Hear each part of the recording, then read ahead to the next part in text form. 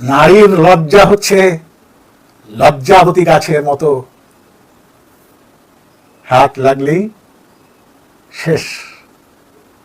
সেইটা স্বামীর হাত হোক এবং অন্য কোনো পুরুষের। এই হাত লাগা শুধু শারীরিক স্পর্শ না, পুরুষের সঙ্গতায়ও নারীর লজ্জা কেটে যায়।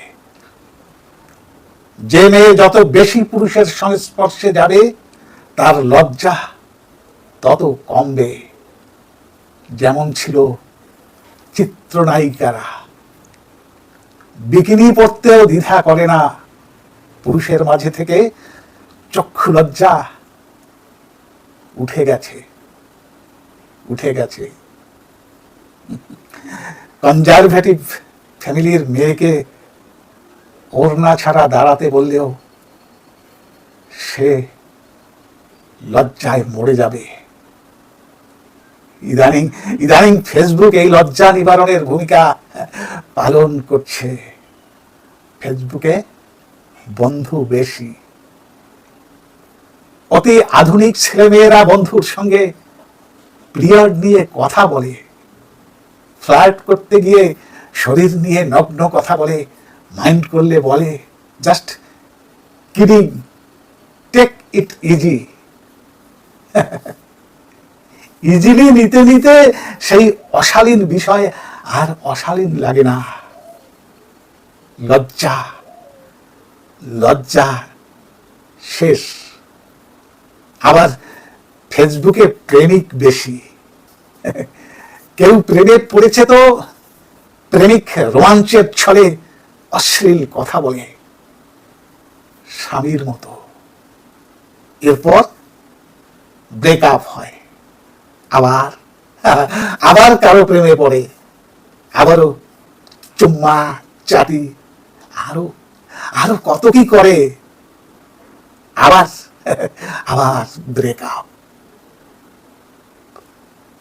লজ্জা শরমের মাথা খেয়ে মেয়েরা এক সময় নির্লজ্জ হয়ে যায়। প্রেম নারীর লজ্জাশীলতাকে গ্রাস করে, পুরুষের সব বিলীন হয়ে যায়। নারীর কাছে পুরুষের উপস্থিতি ইয়াবার মতো, প্রথমে একটা খেলেই পিনিক আসে, পরে 20-25টা খেলেও কাজ হয় না। হ্যাঁ, ব্যাস এক সময় পুরুষের প্রতি ফিলিংস কাজ করে না। প্রেমিকের ভালোবাসা তার কাছে পাঞ্ছে লাগে। একটার পর একটা পুরুষ বদল করে, একটার পর একটা পুরুষ বদল করে, কিন্তু স্থির হতে পারে না। জানাশোনা শেষ হলেই আর ভালো লাগে না, বোরিং লাগে। কারণ ডিফারেন্ট টেস্ট নিতে নিতে ভালোবাসার অনুভূতি শেষ। মুরব্বীরা বলতেন বিয়ের পরে মেয়ের লজ্জা কমে, বাচ্চা হবার পরে আরো কমে যায়।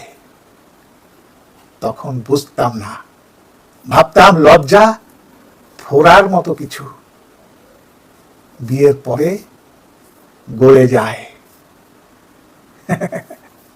এখন বুঝি আগে মেয়েদের কাছে স্বামী ছিল পুরুষ, তাই বিয়ের পরের কথা এসেছে।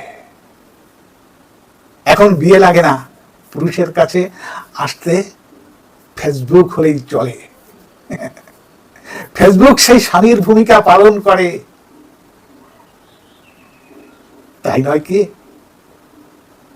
এই কথাগুলোর মধ্যে কোথাও ভুল ত্রুটি খুঁজে পেলেন কি?